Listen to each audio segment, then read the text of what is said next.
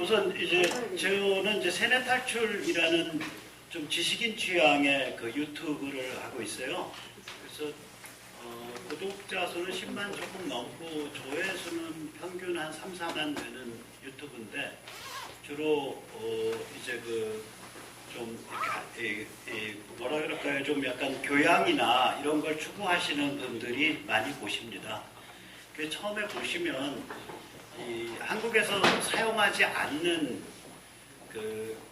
혹은 덜 사용한 단어들을 많이 써요. 그래서 한 주의 깊게 한 10번 정도 들으시면 익숙해지세요. 그래서 좀 어렵다는 평이 있고요. 사실은 그런 단어를 안 쓰면은 이야기가 정리가 안 돼서 이제 좀 그렇죠. 저는 이제 원래는 이제 두세 가지 얼굴을 가지고 있어요. 그러니까 하나는 기본적으로는 문필입니다. 그러니까 글 쓰고 떠드는 거가 업인 사람이고요. 제가 이제 아까 잠깐 말씀했지만 이제 우리 운동 이제 좌빨이라고 하는 데가 족보가 두 개인데요. 하나가 이제 종북 성향의 족보가 원래 제일 길어요. 뿌리가. 그리고 또 하나는 이제 70년대, 80년경에 등장을 해서 87년까지 간신히 명맥이 유지된 좀 이상한 족보가 있어요. 순수 마르크스 레닌주의, 그러니까 순수 공산주의요. 그러니까 거기는 입장이 뭐냐면 특히 저 같은 경우에는 북한이 공산 체제가 아니기 때문에 저걸 공산화시켜야 된다고 보는 입장이에요, 거의. 그러니까 평양도 공산혁명의 대상으로 보는 거죠. 근데 이제 제가 대충 저는 이제 사실은 내심은 성향 자체가 워낙 개인주의적이고 자유주의적인 성향이라서 제가 그 족보의 수도권 조직 책입니다. 그러니까 수도권 조직을 제가 만들었죠. 그러니까 광주 있던 해 가을부터. 그 족보에서 광고단체가 직접적으로 그 족보 성향이 3개가 나왔어요. 하나가 항림, 두 번째가 깃발, 세 번째가 재헌회. 그리고 그 족보의 고손잡벌 애들이 산호맹인데 산호맹 애들은 아까 말한 이제 북한 종북에 무릎을 꿇은 애들이에요. 그 당시에 이미 산호맹은. 그러니까 이제 남들은 산호맹을 그 족보, PD라고 하는 족보로 보통 얘기를 하는데 저는 산호맹은 좀 성격이 다르다고 생각을 했고 할 때부터도 성향이 그러니까 이론으로 따지면 굉장히 잘 훈련된 공산주의자인데 전 철학적으로 훈련이 돼 있었어요. 근데 성향으로 보면 이거 가지고 전두환 신군부를 타격을 가할 수 있다라고 이게 실용주의적 관점이었어요. 기본적으로. 그러니까 그 스토리를 믿은 경우가 아니에요, 저는.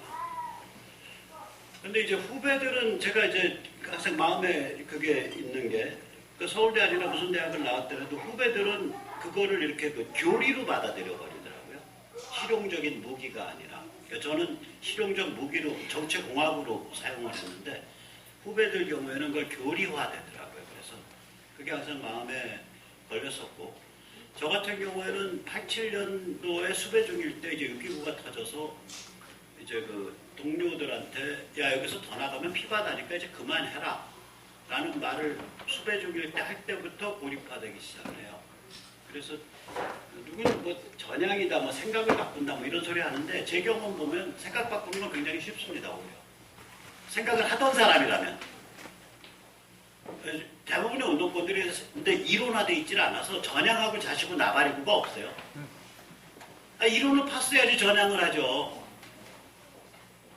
그러니까 전향을 하려면 딱 두 가지 경우가 가능합니다. 이론을 팠든지 아니면 총을 들었든지. 간첩은 전향이 가능해요. 총을 들고 난수표로 했으니까. 이론을 판 사상가도 전향 가능해요. 근데 중간에 어정떡이들이 많아요. 이것도 아니고 저것도 아니고. 근데 이제 생각 바꾸는 건 쉬워요, 오히려. 뭐가 어렵냐면, 생각을 해보세요. 만 18, 저는 학교 일찍 들어가서 만 18살에 대학을 들어갔는데, 18, 19, 20, 이때 같이 감옥 다니고, 같이 고문받고, 정말 형제보다, 혈육보다 더 가까운 동지적 관계들이 쫙 중요한 나이 때 형성되거든요. 근데 이 벗들, 이 동지들, 이 후배들과 적대적 관계에 들어가는 게 어려운 거예요. 인간관계가 다 끊기는 거예요.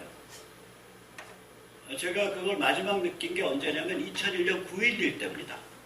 2001년 9.11 때 보니까 저는 뭐라고 말을 했냐면 저는 이미 생각이 87년, 88년경에 이런 생각을 하기 시작을 했었으니까 야 이게 걔도 밥 주는 손은 안 문다. 저게 잘은 모르시겠지만 1983년에 레바논에 자살폭탄 트럭을 몰고 들어가서 미군 해병들 수십 명과 미 외교관들까지 해서 100여 명이 죽은 사건이 있어요. 저게 만약에 83년 레바논 테러와 같이 내가 내 트럭에다가 폭탄 싣고 들어가서 교전 지역의 미국 대사관이라는 것은 거의 준군사시설인데 그거를 까갖고 사람이 100여 명 죽었다. 그럼 나 욕 안 하겠다 차라리. 그런데 이거는 민항기를 납치를 해서 애꿎은 그 승객들을 싣고 민항기를 무기로 해서 타겟은 어디냐? 월드 트레이드 센터. 그러니까 세계 무역 질서를 타겟으로 한 거다. 그러면 생각을 해봐라. 이건 문명에 대한 테러지 미국에 대한 테러가 아니다. 근데 우리가 이 정도 먹고 사는 건 현대문명 때문에 먹고 사는 건데 현대문명 때문에 먹고 사는 건데 당신들이 현대문명을 공격을 한다면 공격하는 놈을 우리가 비판을 하지 않는다면 이건 자기 먹고 사는 방법을 부정하는 거다. 걔도 밥 주는 손은 안 물어.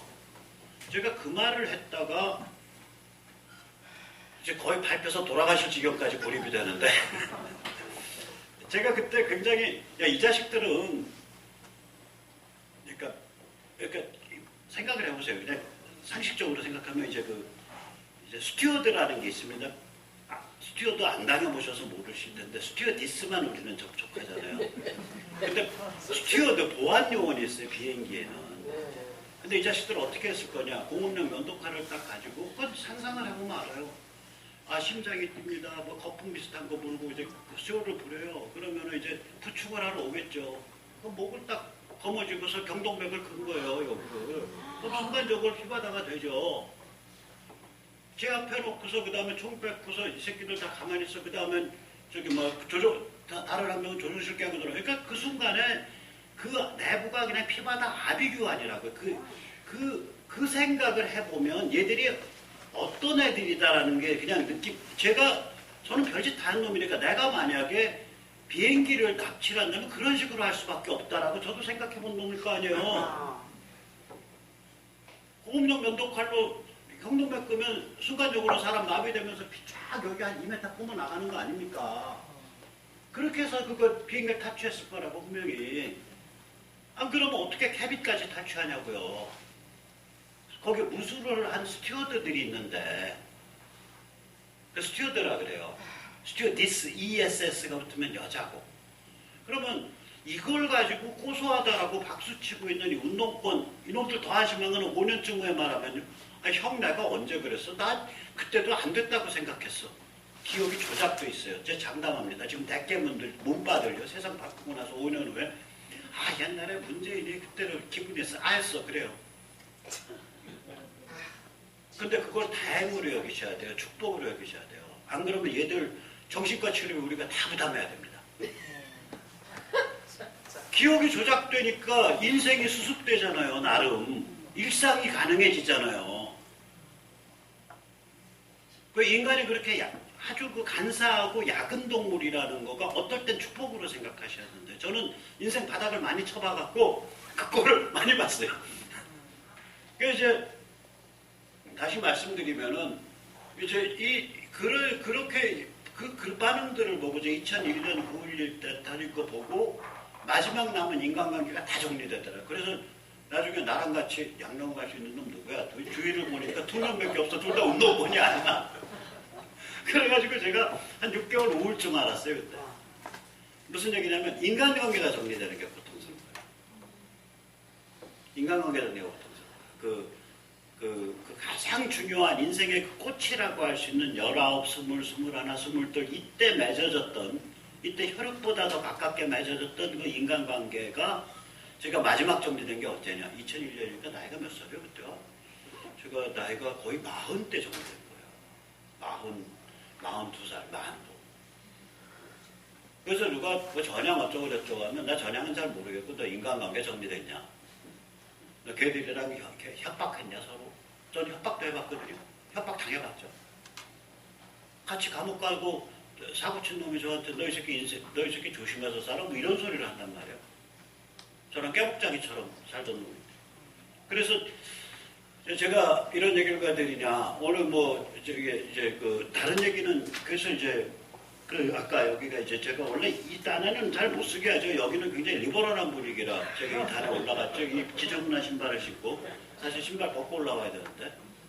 그래서 아까 이제 크리스찬리티 기독교 말씀을 하셔서 저는 이제 현대 문명에 관심이 어렸을 때부터 있었고요. 그 현대 문명에 뭐에 관심이 있냐면 우리가 사는 세상이 우리를 무도덕한 개인으로 만든다는 거에 관심이 있었어요. 무도덕한 자아, 이고, 아모라 이고로 만든다는 거예요. 그것 때문에 제가 막시스트 철학에 빠져든 거거든요. 거기서는 그렇게 되는 이유가 자본주의 상품사회 때문이라고 설명을 해요. 노동의 소외나. 말이 되는 소리더라고요. 그래서 다른 설명을 제가 본 적이 없으니까. 그런 설명하는 사람이 없어요. 그런 설명을 번역한 사람도 없고 가르치는 사람도 없고 말이 맞더라고요. 영어책을 보고서 아주 악질적인 철학으로 막시스트를 가면 경제학으로 가면 종북을 가요. 철학으로 가면 반복인데 굉장히 격렬해져요. 그래서 대한민국이요. 저것도 뭐 신천지 뭐 어쩌고저쩌고 노가리인데 저것도 종북 좋아하잖아요. 남로당 좋아하잖아요. 제가 대구 가서 연설하면 강의하면 합니다. 여기 보수의 성지가 아니라 종북의 성지고 종북의 성지에 온 곳을 제가 영광으로 합니다 하고 강의를 해요. 그럼 눈이 번쩍 띄어요. 그럼 제가 하는 말이 있어요. 자 보세요. 통역당 어디에요? 대구. 난민전 수뇌부 어디에요? 대구. 인혁당 수뇌부 어디에요? 대구. 2차 인혁 그 무슨 사건 자체는 조작인지 뭔지 모르지만 그 인맥이 움직였던 것만은 사실이거든요. 서로 관계가 있고 성향이 그런 사람들이었고 어디냐? 대구 경북. 거기가 왜 그러냐면 그 대구 복동 때 먼저 일어났죠. 2046년 10월인가 그게. 그 다음에 지화돼 버렸잖아요. 그러니까 몸조심을 했다고요. 그리고 우리나라의 이론적 남로당은 딱 줄이 두 개입니다. 하나는 제대로 된 남로당은 공산주의자는 하나는 사대 성리학 유생 집안이에요. 그럼 대구 경북이 세죠. 또 하나는 어디냐? 진짜는 제주도입니다. 제주도가 부산에서 현해탄 건너가는 연락선뿐만이 아니라 제주도에서 현해탄을 건너가는 연락선이 1920년대 생겨요. 제주 사람들은 전부 오사카 일본 가서 전부 노동자 생활을 해요. 조금 이제 익숙해지면 기능공 생활하고. 근데 소련이 일제 눈치를 보느라고 조선반도에 공산당을 허락을 안 해요. 소련과 일제 1922년 이후로는 싸운 적 없습니다. 1945년 8월 며칠까지, 8월 9일까지.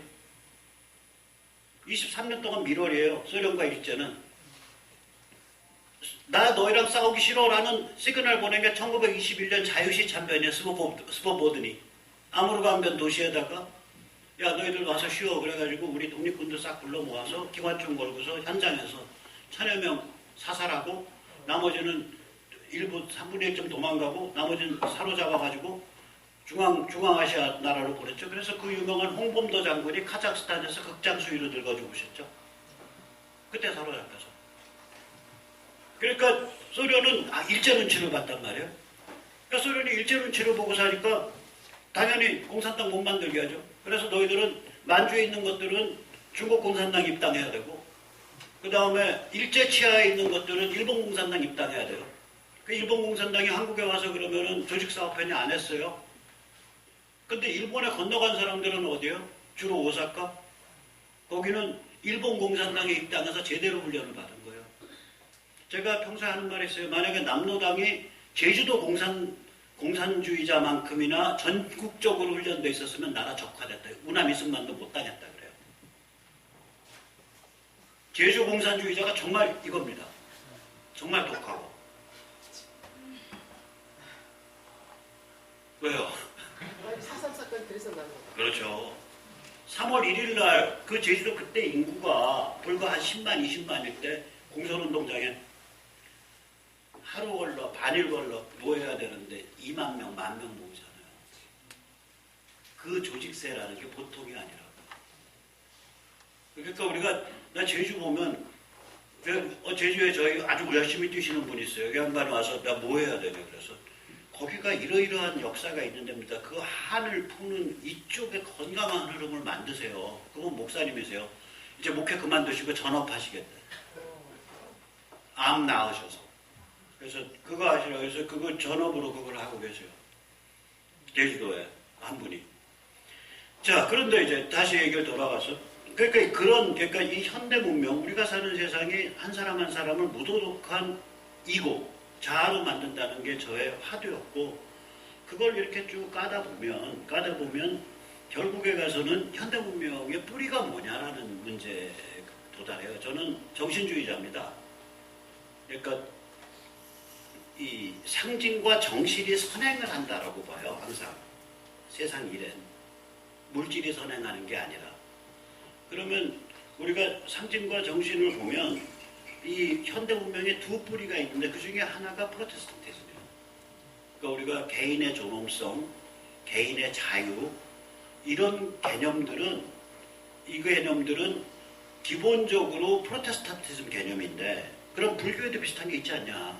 있어요. 근데 거기는 사회정치적 함의가 없어요. 여기는 사회정치적 함의가 있다고. 왜냐? 교회 때문에 그래요.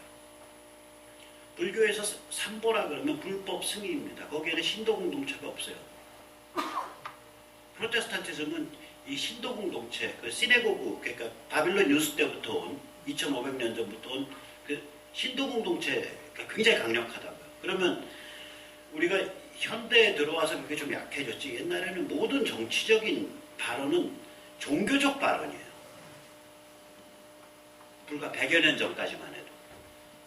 그러면 우리 종교 공동체 안에서 여성 차별 안에, 아이 차별 안에, 노예 차별 안에 하나님 앞에 모두가 평등한 존재라는 얘기는 조만간에 사회 정치가 법률 앞에서 평등한 존재가 돼야 돼. 한 명 한 명이 그 소리로 치환된다고 이게. 그래서 현대 문명을 이렇게 파고 내려가면 근본이 개인을 인정하는 순간 프로테스탄티즘의 역할을 부정을 못해요. 이게. 제가 이제 저는 이제 사실은 저기서 말씀드려야 돼요. 저는 교회 문턱 바깥 사람입니다. 여기서 이렇게 문턱 밖에서 말씀을 드려야 되는데. 그건 정말 거부하고 싶습니다. 선생님, 아실 거 다 아시면서 자꾸 그러시면 안 될 것 같아요. 그래서 박진홍 목사님이라고 있어요. 포항의 기쁨의 교회라고 굉장히 큰 교회예요. 포항에서 제일 큰 교회. 그 횡반을 처음 만나면 당신은 모사드 크리스찬이야? 어쨌거나 미뤄짐작 하시고요. 자, 이제 오늘 얘기를 드릴게요. 지금부터 제가 한 15분, 20분이면 말씀을 다 드릴 것 같아요. 일단 이제, 저는 기본적으로 이제 두 가지인데, 우리가 보통 부정선거라고, 선거부정이라 그러면 하나는 전자개표고요. 다른 하나는 이제 사전투표예요. 근데 저는 사실 전자개표에 대해서는 서비스 차원이라도 출마자가 전체 혹은 부분에 대해서 수개표 검증을 요구해야 된다고 봐요. 맞아요. 이런 시점에서.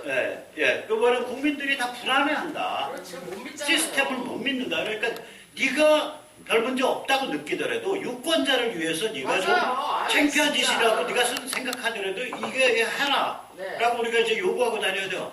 맞아요. 너가 전자개표 의심 안 하는 건 좋아. 그건 네 선택이야.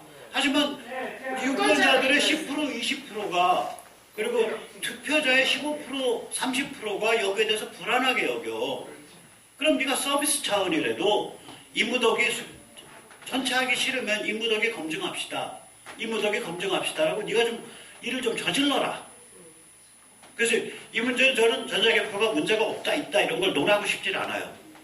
이 문제는 후보자가 유권자 투표자에 대한 예의 차원에서라도 부분적 혹은 전체적 수개표 검증을 요구해서 문제를 해결합시다. 네, 라고 저는 그렇게 해서 진짜. 뭉뚱그려서 끝내요. 이 문제는.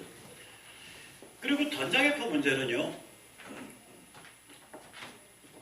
그러니까 검증 해결도 이렇게 명확하고 방안이.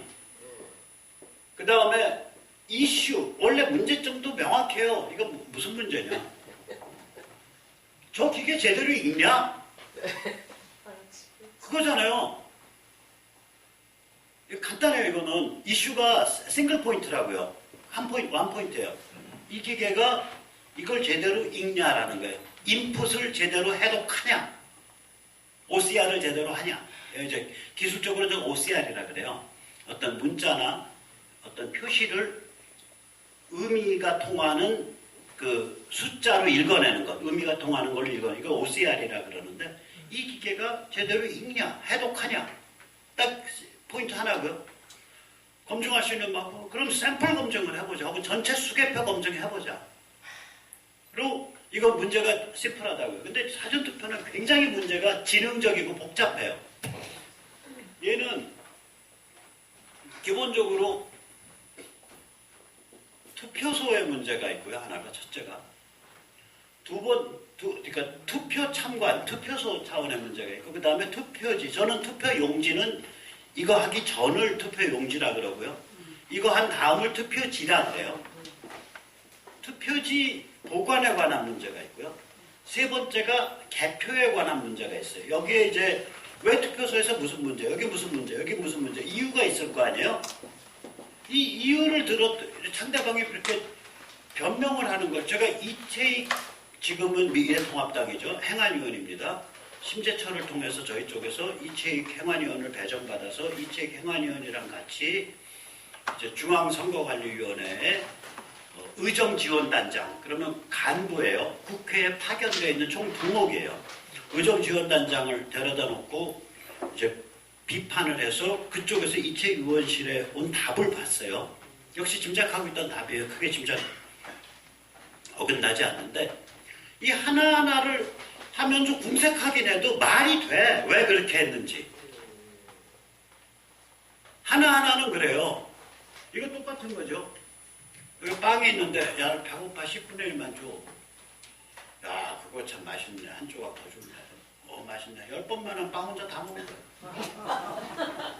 똑같아, 이게. 이 사전투표는 이런 문제. 하나하나는 궁색하긴 하지만 변명거리가 돼요. 근데 뭉뚱그려 놓고 나면은 완전히 구멍이 숭숭 뚫려 있고 허술해서, 야, 이거 간첩이 만든 제도 아니야? 이렇게 되는 거예요, 이게. 그래서 이 문제가 복잡합니다. 설명도 복잡하고, 그 다음에 그게 왜 문제인가 이해하는 것도 복잡하고, 남한테 전달하기도 복잡하고, 그래서 너무 복잡해서 이런 책을 쓴 거예요. 근데 이제 연세분 드실 분들이 봐야 되니까 글씨도 이렇게 크게 해서, 이게 저희가 얼마에 팔더라? 10,000원에 제가 50권 드리나? 100권 드리나? 아무튼 50권쯤 드릴 거예요. 그러니까 이거, 그리고 400권 한 박스에 5만원 받나? 뭐 3만원 받나? 그래요. 이게. 그러니까 단체에서 쓰실 때는 보시면 되는데, 제가 선관위에 조사를 받으러 가기 전에 이게 다 동이 났어요. 그래서 두 번째 버전을 써야 돼요. 이채익 의원실의 답변을 포함을 해서. 근데 시간이 없어서 안 쓰고 있어요. 아직 몇 권 남아있어서, 남아있는 거 제가 갖고 왔거든요. 이게 여기서부터 여기니까 한 200권 갖고 온 것 같아요. 한 100권은. 그러니까, 예, 쓰시려면 쓰시고요. 자, 그래서 요 얘기를 한 5분, 10분이면 정리합니다. 이젠 저도 달달 해갖고. 투표소의 문제가 뭐냐? 자, 사전투표 투표참관. 투표참관이 핵심이 뭐겠어요? 투표지 매수와 투표하러 온 사람 숫자 비교하는 거예요. 온 사람의 아이덴티티 확인하고. 그쵸? 그게 바코드가 있어야지. 예, 아니요, 이제 바코드든 뭐든 그 다음번 문제 차분히 갈게요. 그래서 본투표지는 어떻게 생겨먹었냐면, 이걸 위해서 꼬투리가 있어요. 절취부. 따라서 해주세요. 절취부. 절취라는 거는 잘라서 취한다라는 얘기죠. 본투표지는 이렇게 절취부가 있죠. 여기에 숫자로 일련 번호가 표현되어 있어요. 일련 번호라는 거는 1, 2, 3, 4 이렇게 나가는 걸 일련 번호라고 해요. 그러면 요게 한 장 넘기고 나면 요게 001이었으면 그 다음에는 002, 그 다음엔 003. 그럼 이 일련 번호는 어떻게 가고 있는 거죠? 이 일련 번호는 결국은 투표소별 일련 번호가 되죠. 그러면 한 묶음씩 100장 한 묶음씩 오니까 예를 200 투표소. 그러면 이걸 가지고 나중에 이거 이 절치부 잘라낸 걸 가지고 딱 묶어놓고 이 꼬투리를 쪼르륵 보면 001에서부터 빠지지 않고 999까지 갔네. 그러면 오케이, 온 사람들 999 맞아? 이게 투표 참관인의 가장 중요한 일 중에 하나예요. 그런데 지금 사전투표 용지에는 절치부가 없어요.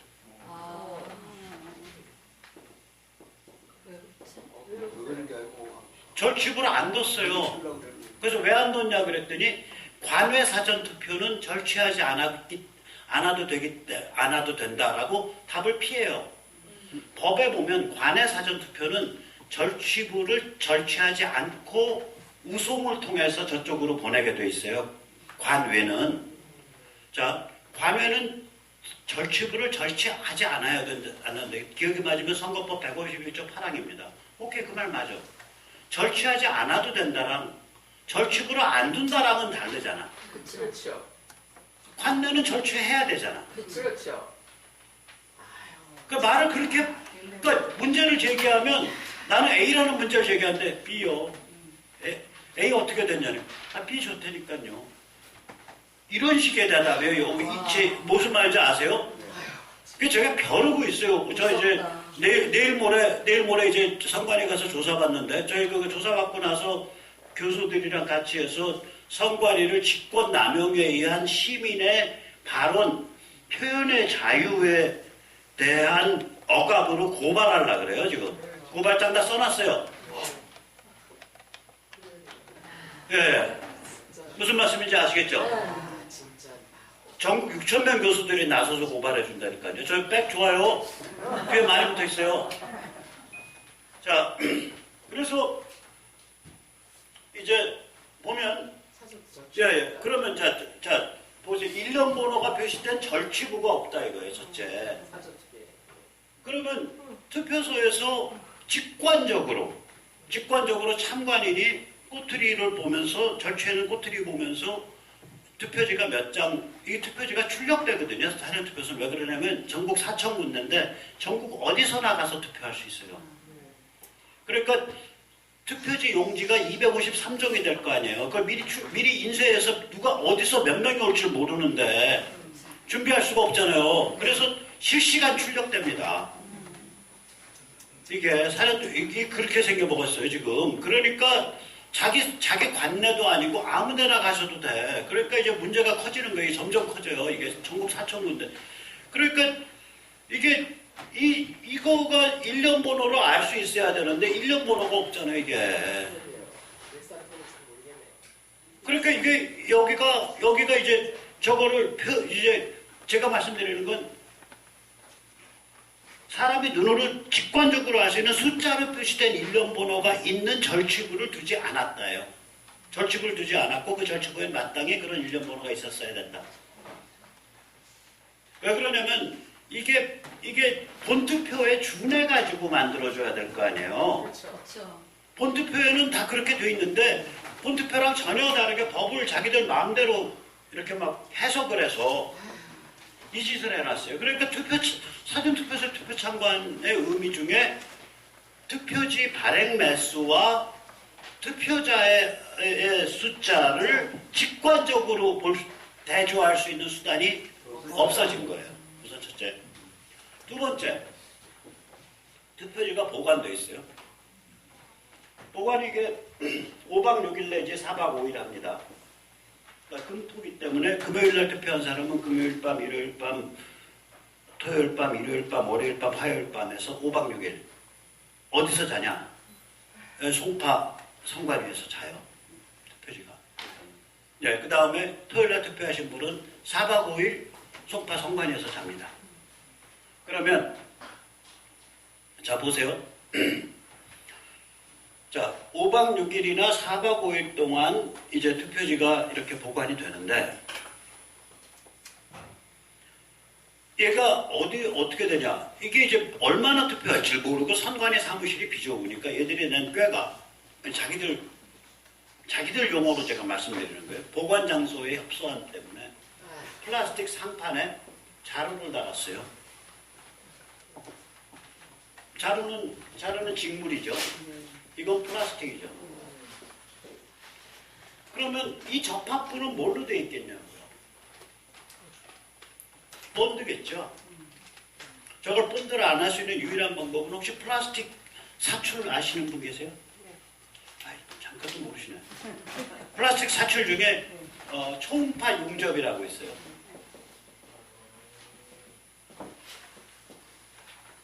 진동을 가하면 물체는 열이 납니다. 그러니까 만약에 얘랑 얘를 내가 저기 붙이고 완전 영구 접착해 버리겠다. 그러면 요 상하로 요철 홈을 판 다음에 지그를 짜서 얘를 꽉 물어서 아래 꽉 물어놓고 위에서 흔들어 버리면 초음파로 녹아서 붙어버려요. 플라스틱이. 그러면 이제 상판 뚜껑이 이만하니까 이 밑에다가 이렇게 저걸 하고 거기다 틀을 아래 합판을 하고 외부를 해갖고 녹여서 붙였냐? 저는 뭐 안 붙였을 거라고 봐요. 안 붙이면 본드밖에 없어요. 왜 안 붙였다고 보냐? 제가 이 과정을 알거든. 이 정도 녹여서 붙이려면요 기계 한 대가 집채만 해요. 왜 그러냐면 이게 보통 이거 초음파 용접은요 이 커봐야 요만합니다. 한 면의 크기가. 근데 이게 면의 크기가 이만해요. 저는 그런 용접 본 적이 없어요. 그러면 초음파가요, 인체에 거의 그냥 치명적일 정도로 이게 출력이 높아진다고요. 무슨 말씀인지 아시겠죠? 큰 면을 높여야 되니까. 그러면 띄워놓고 틀을 용접 안 했을 거다 이거야. 그럼 뭘로 했겠냐? 본드라고, 이게 본드. 완전히 뜯어버리고 예를 들면 저 같으면 그렇게 제가 간첩이라면 스며들어가. 이게 범죄는요 범죄인의 입장에서 생각하셔야 돼요. 아까 얘기했잖아요. 제가 테러리스트인데 만약에 민항기를 납치해야 돼. 그러면 오케이 거기에 무술 그리고 무장하고 반무장돼 있는 사람 누구지? 남자 스튜어드야. 무술 유단자들이야. 오케이 내가 걔랑 다이다이 맞짱 뜨면 이긴다는 보장 없어. 근데 어떻게 해야지? 심장벽 발작하고 뭐 당뇨 쇼크 온 것처럼 뻗은 다음에 선생님 어떠세요 하고 오면은 그때 내가 모가지 틀어지고 경동맥 거버리겠다. 범죄인의 관점에서 생각하셔야 돼요. 그러니까 여기 계신 분들이 다 순진하게 살으셔갖고 그 상상을 못 하시는 거예요. 자, 제가 간첩이에요. 그럼 저 같으면 이렇게 하겠어요? 이렇게 하는지 모르겠지만 가서 도련해서 뜯어요. 뜯고 솔벤트 같은 걸로 닦아내. 새 자루 붙이고 본드로 붙여버려요. 예를 들면 혹은 이렇게 뜯어내고 사는 걸 누가요 그러니까. 혹은 뜯어내서 칼로 이렇게 긁어서 뜯어내서 아가리 버린 다음에 쏟아내고 다시 거기다가 채워놓고서 이거 붙여버려요. 저 같은 거 그렇게. 다시 말하자면 그러면 이게 얘들이 자루인데 사람들이 자루를 걸어놓고 우리가 그 쓰레기 봉지 거는 그런 거치대처럼 자루가 보이게 거쳐놓으면 사람들이 항의를 할 것 같으니까 함체의 바닥통에다가 이걸 살짝 올려놔서 사람들의 인지상에서는 이게 마치 투표함인 것처럼 보이는 거예요. 그래놓고 누구 와서 이거 투표함 아닙니까? 라고 시비 걸까봐 여기다가 세 글자로 투표함이라고 박아놨어요.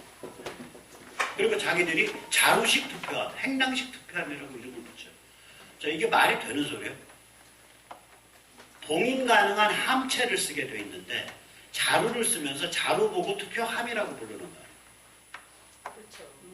그렇죠. 그러면 침팬지 보고 진화 미숙 인간이라고 부르는 거랑 뭐가 다르냐고. 언어를 그렇게 희롱한다니까. 내가 아는 이거거든요. 그것도 붙여. 그 안도 안 쓰겠대. 그러니까 우리가 전지전능한데 너희 천한 것들이 왜 우리한테 어드바이스 하냐. 저한테 그렇게 태도가 없고. 제가 내는 뭐냐. 함체 써라 이거야. 오케이, 장소 부족해? 주차장이나 운동장 빌려라 이거요. 플라스틱 함체 쭉 싸. 그 다음에 거기다가 뚜껑만 있는, 일부러 벽 채우고 뚜껑만 있는 텐트 쳐. 그거 싸잖아요. 3m, 6m짜리. 하나 사봐야 10몇만 원이면 사잖아요. 그런 거 여러 동 세워. 바깥에 가솔식 철망 둘러. 그 바깥에 공사장에서 쓰는 야간 조명 때리고 그 야간 조명 등에다가 CCTV 달어. 그리고 그 바깥에 경찰 왔다 갔다 하고 그 바깥에 우리 같이 괜히 하늘이 무너질까 걱정하는 그 열혈 자유시민들이 왔다 갔다 하면서 유튜브 찍고 있어. 이러면 해결되는 거 아니야? 네. 그것도 안 하겠대. 그러니까 아주 그거 해야 되겠다. 황당한 거예요. 답변이 그거 안 하겠대요. 그러니까 결국은. 그거 하겠다는 답변이 아니에요. 답을 가르쳐줘도 안 하겠다네. 황당한 사람들. 자, 그러면, 자, 거기다가 더 문제는 뭐냐. 자, 그래서 이거, 당신들 이게 함이냐 그랬더니, 함의 재질과 디자인에 관해서는 법의 선관위에서 맡겨져 있습니다. 오케이. 그래, 맞아. 너희들 그걸 철판으로 할 건지, 나무로 할 건지, 플라스틱으로 할 건지, 그건 너희 자유. 하지만, 함체는 법이다. 그러니까, 자루도 함입니다. 결국 그 소리예요. 자루도 함이네요. 나 이것들, 한국말 하는 것들인지 안 하는 건지 모르겠어요. 진짜. 황당한 거예요. 황당한 거. 자루도 함입니다. 자루도 함이다. 왜냐? 자기들이 세 글자 투표함이라고 박아놨으니까. 진짜 박혀 있습니다. 이 자루 앞에. 그래서 어떻게 해야 자, 그 다음에 그러면 이제 그럼 그러면 이 보관장은 어떠냐? 이거 선관위 사무실에서 보관하는데요. 특히 야간에 잘 지켜줘야 돼요. 우리가 밖에서. 한번 저기 송파 선관위 가보세요. 공문 이렇게 생겼고 사진 다 찍으시고 해서 올려주세요. 저희 그 공명선거지원단에. 이거 보통 선관위 사무실에 가서 이거 보면 얘들이 보관장에 대해서 법령 규칙에 한마디도 규정이 없어요. 다시 말해서 그거는 위대하신 선관위원장의 자비심에 달린 일이에요. 제가 성질 더러운 선관위원장이다 그러면 저는 야 그거 남자 화장실에 다 하고 여자 화장실은 남녀 공용해. 저는 그렇게 하겠어. 이건 주권자에 대한 모욕입니다. 자루 쓰고 보관장이 무법지대. 제가 무법이라는 얘기는 법령 규칙에 규정된 바 없다. 자, 제 용어들 잘 기억하세요. 뭐냐면 저는 사전투표 노라는 용어는 안 합니다. 그러면 선거자유 침해로 저번에 불려가는 게 선거자유 침해. 그게 아니라 부재자가 아니라면 사전투표 노. 왜 그러냐면 이게 선거법의 취지가 원래 입법 취지가 뭐였냐면 이런 식으로 입법 취지가 뭐였냐면 내가 그날 투표할 수 없다는 사정을 신고할 필요 없이 투표하는 제도예요. 투표할 수 없는 자가 사실상의 부재자예요.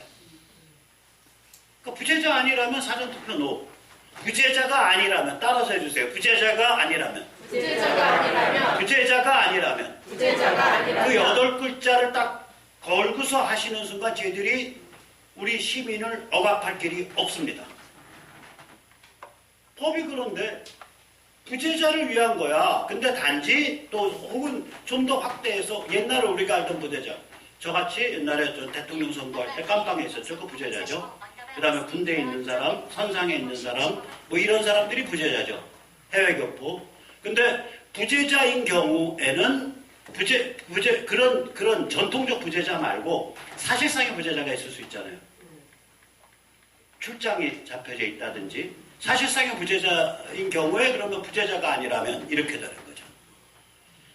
그 부재자의 사유를 신고할 필요가 없이 해놨지 그런 사람들을 위한 거예요. 이게 원래 법 취지가 그렇고 자기들 공문도 그렇게 밝혔습니다. 2019년 7월달 공문이. 그 공문 받아낸 사람은 양선엽 대표예요.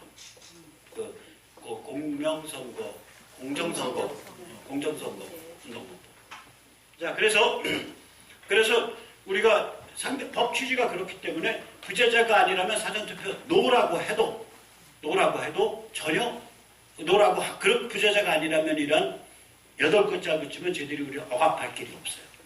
그 다음에 두 번째 구멍숭숭 사전투표 해주세요. 구멍숭숭 사전투표. 그러면 너희가 왜 구멍이 숭숭하다 그러냐? 이런 얘기하면 투표소에 직관적 참관인의 직관적 대조가 불가능하다. 숫자가 안 써있고 절취부가 없으니까. 그러면 꼬리를 말아요. 직관적이라는 얘기를 해주시면 돼요. 투표 용지 매수와 그러니까 절취부랑 아라비아 숫자가 없기 때문에. 네. 이런 식이에요. 그러면은 요번에 죄를 잘 걸려서 저는 진짜로 아주 작사를 내려 그래요. 저는 이게 제가 법률 중에 제일 살벌한 법이 국가보안법 방권한 죄 4번을 걸려가지고 저 같은 놈은 그 고문실에서 2달, 3달씩 잤어요. 그때는 그럴 때 아니에요. 그러니까 이게 법을 뭘 걸고 들어온다는 걸 알아요. 본능적으로. 그래서 이때까지 이런 식으로 표현을 해온 거예요. 이렇게 하면 상대방이 걸 수가 없어요.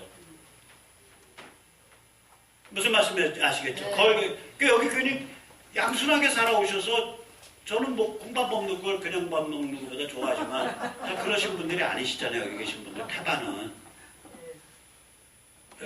저 같으면 광화문에서 그렇게 모였으면요. 뭐 경찰 보고 차선을 열어주세요. 쪽팔리게 그런 걸 왜 별동대에서 그냥 차선 막아버리지. 민노총회들 하듯이. 여기는 사람이 붐빕니다. 안전사고 납니다. 차선을 열어주세요. 감사합니다. 차선을 또 열어주세요. 감사합니다. 그렇잖아요. 그래서 여기 분들 굉장히 존경한다니까요. 이분들은 정말 법 없이도 사시는 분들이에요. 저는 그 중에 한 글자가 다릅니다. 저는 법 없이 사는 사람입니다. 저는 성질이 급해서 도자를 못 넣어요. 네. 자, 그래서 그럼 이제 투표지 보관 개판이다. 이 자료에다가 보관장은 무법이다. 나 마지막에 개표 뜬대. 자, 간첩이 만약에 표를 싹 바꿔치기 했다고 쳐보세요. 어떻게 바꿀까? 행랑을 까고, 야, 2명이서 이제 저기 광부 혹은 야간 등반할 때 쓰는 서치라이트 이제 대가리에 붙이고 들어가면, 야, 그 세봐. 1756장, 1756 다 해서 봐. 1756, 맞아. 1756. 그래서 바꿔치기 하는 거예요. 총량 뛰기야. 총량 맞추는 거예요. 그런데 만약에 투표지에 바코드로 금방금방 인식이 되는 사전투표지에 어느 투표소에서 출력됐다라는 데이터가 있으면 어떨 거예요? 못하죠. 그러면 미리 준비해 갈 수가 없어요. 스캐너 들고 가야지, 노트북 들고 가야지, 출력기 들고 가야지, 용지 들고 가야지, 인주 들고 가야지, 붓대롱 들고 가야지. 그래갖고 이제 거기서 한상 차려야 돼요. 한상 차려서 이제 구별한 거 다 펴갖고 스캔하고 그 다음에 그 스캔에 맞춰서 출력해서 거기에 맞춰가지고 붓대롱 찍고 그러다 보면은 한자로 하다 보면 날 샜네. 나가려고 그러는데 짐이 한 짐이라 나갈 길이 없네. 다들 지켜보고 있어서. 이거 해달라 그러니까 법에 없는 데이터라 묻는데 법에 근데 뭐가 돼 있냐? 선관위를 표현할 수 있게 돼서 자릿수도 많아. 그러면 사전투표소라는 건 선관위의 사무실이 연장된 곳이거든요. 그렇죠. 그러니까 선관위가 예를 들어서 전국적으로 선관위가 세 글자만 표현되잖아요. 200 숫자로만 표현해도 선관위가 256개 지나지 않죠. 시공구니까. 그럼 선관위 뒤에다가 2자리 더 주면 256 선관위에 01번 사전투표소. 사전투표소가 선관위당 뭐 한 100군데를 못 넣어 3자리 더 주면 선관위 코드를 연장시킬 수 있는 건데 그래서 그걸 선관위 코드라고 합법적으로 해석을 할 수가 있다고 저는 생각하는데 그거 못하게 되어 있다라고 잡아떼버리더라고요. 부정을 하려고 한다기보다도 뭐 저는 그렇게 말하면 이제 잡혀가니까 저는 뭐라고 그러냐. 정보미 근성이에요. 정보미 근성. 우리가 전지전능해. 우리가 다 아니까 너희 천한 것들은 우리가 게임 디자인한데만 해. 너희 같은 것들이 뭐 이리 갑시다 그래서 이리 가고 저리 갑시다 저리 가고 우리가 국회에서 끌려다니기 시작하면 국가가 문란해지는 거야. 알겠어? 이거라고 저는 생각해요. 공식적으로. 그 다음에 다른 악의가 있다 없다는 혼자서 상상하세요. 저 간 다음에. 무슨 말씀인지 아시겠죠? 네. 관료 체제의 권한의 관료 체제가 갖고 있는 권한에 대한 침범으로 받아들이는 것 같아요. 제 느낌에는 니까지 것들이 그래서 오케이 니까지 것들이 어떤 존재인지 우리가 보여주자 이거죠. 그래서 이렇게 돼서 개표 과정에서 사전투표 용지별 어느 곳에서 출력됐는지를 검증할 수단이 마비돼 있어요. 없어요. 무력화돼 있어요. 그러면 개표 과정에 그게 무력화돼 있고 보관이 자루에다가 이상한 보관장으로 해서 무법 보관장으로 해서 이게 구멍이 뚫려 있고 투표 과정에서 심지어는 그런 약점이 있고 이래서 이게 뭉뚱그려져 가지고 그러면 이거는 거의 간첩이 아주 그냥 시즌을 만날 수 있는 제도 아니냐. 제가 그래서 바로 이제 북한을 접촉해서 노동당에 입당 원서를 낸 다음에 원하시는 선거구 5개를 제가 처리해 드리겠습니다. 라고 이제 입당 원서를 낼까 그럽니다. 저도 늙음하게 팔자를 좀 붙여보려고. 같이 하실 분. 자, 그런데 여기 이게 이제 이러면서 뭐 한 척 해야 된다고 저는 그렇게 봐요. 생각을 하려니까 이제 법률상에는 일련 번호와 바코드를 투표지에 표현하게 되어 있는데 일련 번호 숫자도 없고 바코드도 없어요. 그 대신에 이상하게 생긴 QR코드가 박혀 있어요. 그래서 너 QR 쓰는 거 문제 아니냐 그랬더니 대답이 QR은 2차원 바코드래요. 아니 그 원리적으로 맞는 얘기야. 만약에 원리적으로 맞다 그러면 여러분의 자녀, 여러분의 손자, 손녀들이 다니는 초등학교에서 뭐라고 가르쳐야 되냐? 앞으로 면이라는 단어는 없어지고 면 수학책에서 산수책에서 면이라는 단어 대신에 2차원 선분이라고 표현되어 있어야 되고 입체라는 단어 대신에 3차원 선분이라고 표현되어 있어야 돼요. 맞죠? 우리가 원리를 설명할 때의 용어와 단어, 규정된 단어 사이에는 거리가 있는 거거든요. 그럼 법규에 이건 1차원, 2차원, 바코드. 앞에 그렇게 해야죠. 그게 없으면 바코드는 바코드다. 이게 이제 적법으로 뭐 판결을 받았다고 이제 회신이 와서 그런가 보다 또 이상한 판결도 있었는데 그거는 대법원이 적법이라 그런 거지 우리의 상식으로는 불법이에요. 우리의 언어 감각으로는. 제가 보기에는. 자, 그렇습니다. 지금 이런 상태이기 때문에, 우리가 이제 잘 걸렸어요. 이게요, 도둑놈이라는 거는요. 제가 세콤 쓰는데, 세콤 해보면은 뭐 출동하면 15분 걸리죠. 세콤 하면 안 들어오잖아요. 왜냐? 도둑놈 입장에서는 저게 1분만 해도 들어올 수도 있거든. 자수대가리 없으면. 그래서 우리가 왔다 갔다 하면 상대방이 굉장히 위축돼요.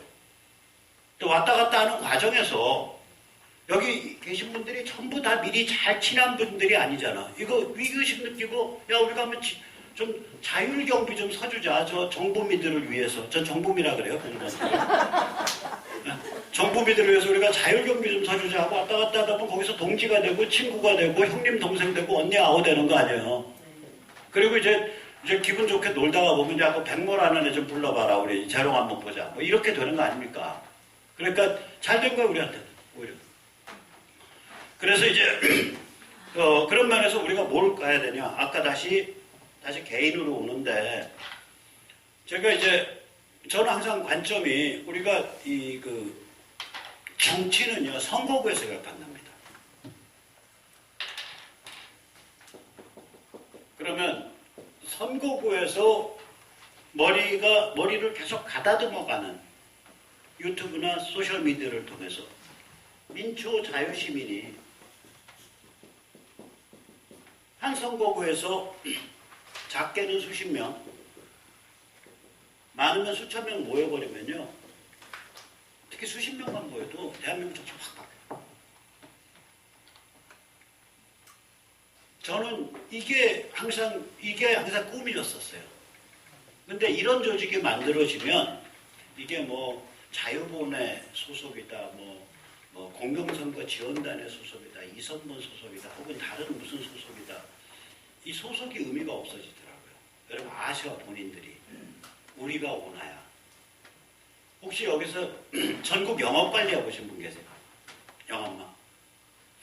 전국 영업관리하면 요새는 이제 인터넷 시대라 달라졌겠지만 옛날에는 전국 지사를 두면 영업총괄 지사를 두면 60개 정도면 되거든요. 전국에 한 60개 정도면 전국에 커버가 돼요. 그 전국 유통망이. 요새는 인터넷 시대라 그런 게 필요가 없어졌겠죠. 많이 약화됐겠죠. 그러면 이제 그거 관리하라고 딱 나가서 만나 보면 겉으로는 공손한데 딱 태도가 결국은 뭐냐면 야 물건 파는 거 우리가 파는 거야 임마. 나한테 공손의 대학 빨리 올라가. 그거예요 태도가. 근데 그 태도가 맞아. 그 동네에서는 그분이 먹어주는 거예요.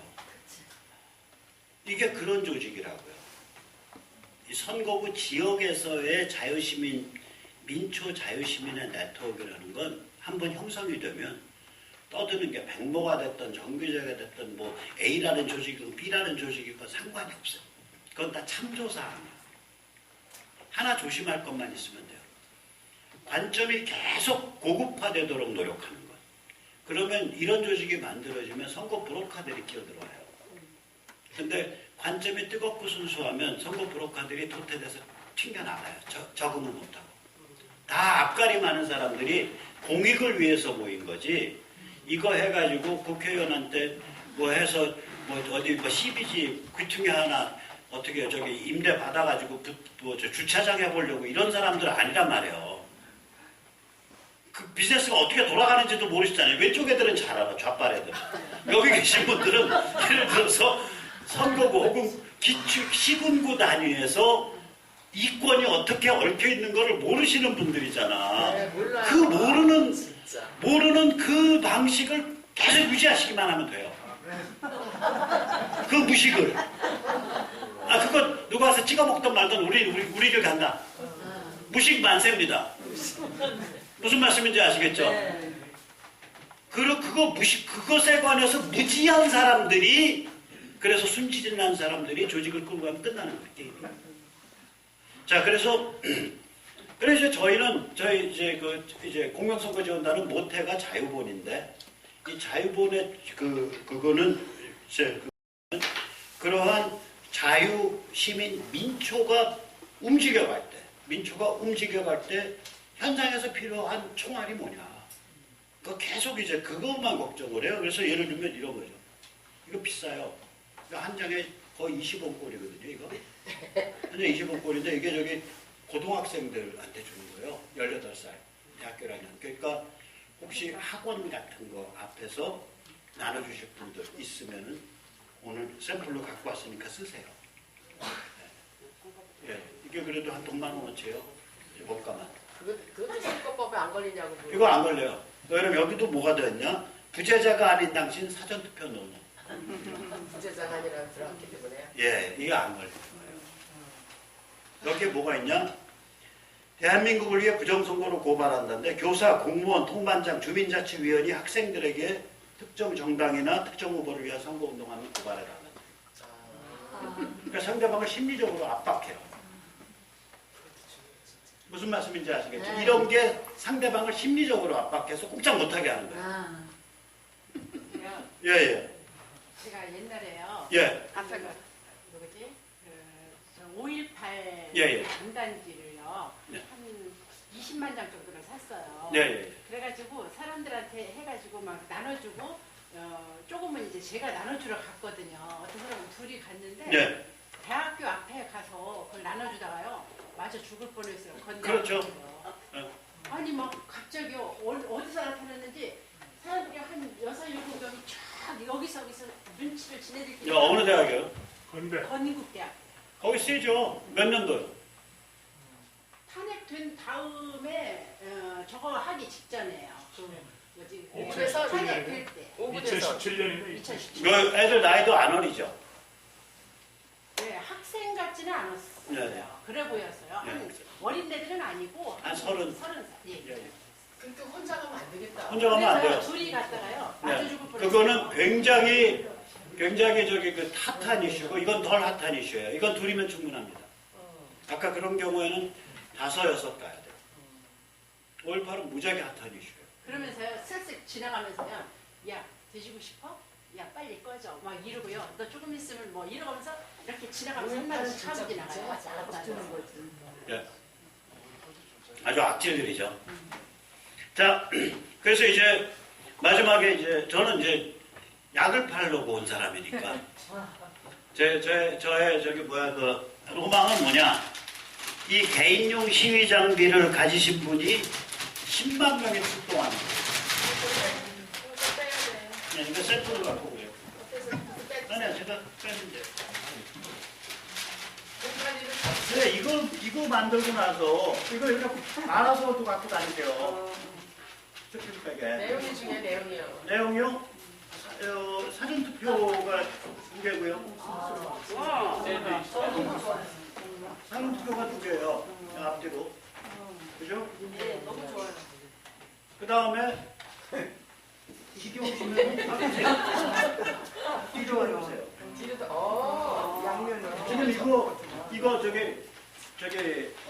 조영목 목사님 쪽하고 그 다음에 자유공화당하고 전국 교수 모임하고 그 다음에 저쪽도 부르던 고교회라고 한다고. 예, 아니야 그게 아니라 이거요. 이거 헌법 납치. 이거 148명이 지금 소리 소문 없이 지금 개헌 해가지고. 이상한 헌법 납치안을 음모를 기도하고 있잖아요. 이거 반대하는 거예요, 이거. 이거 굉장히 중요해요. 그래서 이런 납치 기도가 한번 일어났기 때문에 앞으로 계속해서 이 납치 기도가 있을 수밖에 없거든요. 이 자들이 워낙 흉악한 자들이라. 이게 여야 합작으로 일어났잖아요. 네. 그래서 우리가 한 수십만 조직해야 된다. 이거 큰일 났다. 그래서 교수님들, 기독교 쪽, 자유공화당, 저희, 그 다음에 좌파에서 온 친구들이 있어요. 이번에 참여연대 김경률 회계사 있죠? 네. 전국 비판한 그런 성향의 아주 고급 변호사, 회계사들이 주도하고 유튜버는 유재일 씨가 주도하는 그룹이 있어요. 미래 대한행동. 차이나 게이트. 예, 유재일 씨가 아주 그거 목숨 내놓고 하고 있는 거예요. 그 친구 문파였었거든. 예, 근데 본인 스스로 문재인 당선의 몇 대 공신 중에 하나라고 하는 친구니까. 근데 저희보단 학번이 한 90 몇 학번이니까 저번에 유재일 씨랑 그 고급 변호사 회계사들이 주도하는 이쪽 성향으로 넘어온 조직이 하나 생겼어요. 미래 대한행동이라고. 거기가 같이 해요. 그러니까 기독교 자유통일당은 지금 내부적으로 검토하고 있고. 기독자유통일당은. 여기는 거긴데. 예. 그러니까 기독자유통일당 아마 제가 고영일 변호사랑 김승규 장로님 다 연락을 해놨거든요. 네. 검토 끝나면 이제 같이 할 가능성이 있고. 맞아요. 그 다음에 자유공화당, 그 다음에 전국 6,000명 교수 모임, 그 다음에 아까 말씀드린 그 넘어온데, 네. 그 다음에 기독교 쪽에 왜 저기 그 온건한데 있잖아요. 한국교회기도연합, 그 조영목 목사님 한국교회 언론의 이쪽, 그 메인스트림이요. 나름 메인스트림이죠. 거기가 이제 전국 기독교 연합이라는 이름으로 같이 하기로 했어요. 이미 딱 결정된 거예요. 그러니까 그렇게 해서 딱 전국적으로 수십만 명이 조직되는 게 목표예요. 그렇게 해서 이런 식의 시도 있으면 되는데 그 중에 1000명이 이 개인 장비 갖추신 분이 이 장비의 특징이 뭐냐 이게 반영구적입니다. 그래서 이제 우리가 또 시즌 따라서 패션이 달라지잖아요. 이제 시즌이 바뀌면 여기다 종이가리만 하면 돼. 예. 일단 밖에서 나가는 게 있는데 처음에는 뒤는 백지였었어요. 그러다 헌법이 터져서 지금 종이를 낸 거예요. 이건. 아니 이건 종이에요. 헌법이. 뒤에 여기 원래 백지였다고요.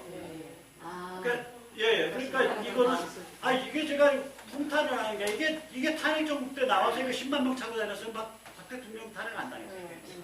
그럼 저는 숟가락 받았겠지.